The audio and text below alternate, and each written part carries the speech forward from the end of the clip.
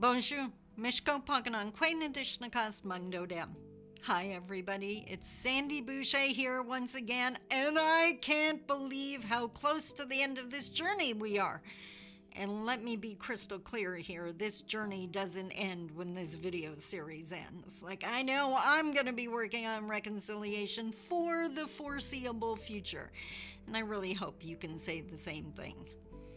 So over the course of the last couple of videos, we looked at the Indigenous path to reconciliation. All of the stages. We did not touch on stage 4 because I mentioned they're the same in both paths. We'll discuss it at the end of the non-Indigenous path. But this week, let's look at stage 1 for the non-Indigenous. And again, just like with the Indigenous path, we're using the medicine wheel template.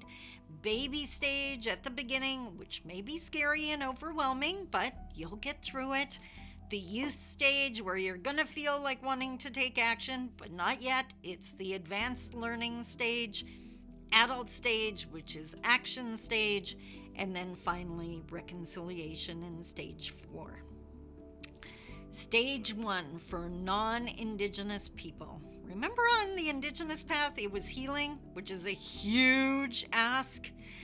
Well, it's a pretty huge ask on the non-Indigenous path as well. Accepting the past without excuse. Which means what we need from non-Indigenous people is no more minimizing, no more excusing, no more trying to say that the past wasn't as bad as some people make it sound. It was horrific. It was absolutely horrific. If you forget how horrific, just go Google Kamloops or any of the other school grounds where children didn't come home.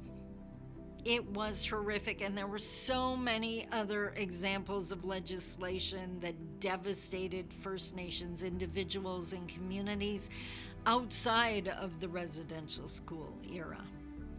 So you need to find out the facts and accept them without excuse. No more saying that Indigenous children benefited from the residential schools because they got an education. That's just not going to work. Not if we're working towards reconciliation. So accepting the facts without excuse is the first one. The second one, just like on the Indigenous path, you have to have a desire to reconcile. You're signing up for this work because you're willing to do the work. And just like on the Indigenous path, the other requirement is forgiveness. When you start doing your history and seeing what has happened to Indigenous people, we need you to forgive Indigenous people for being angry, for being not willing to work with you yet, for being short or rude. Once you understand the history, you shouldn't even be surprised. Now, is that the best way to move forward in reconciliation? No. But everyone paddles at a different pace, and if that Indigenous person is still angry or hurting, they're not ready to reconcile yet. Don't go to judgment, go to understanding.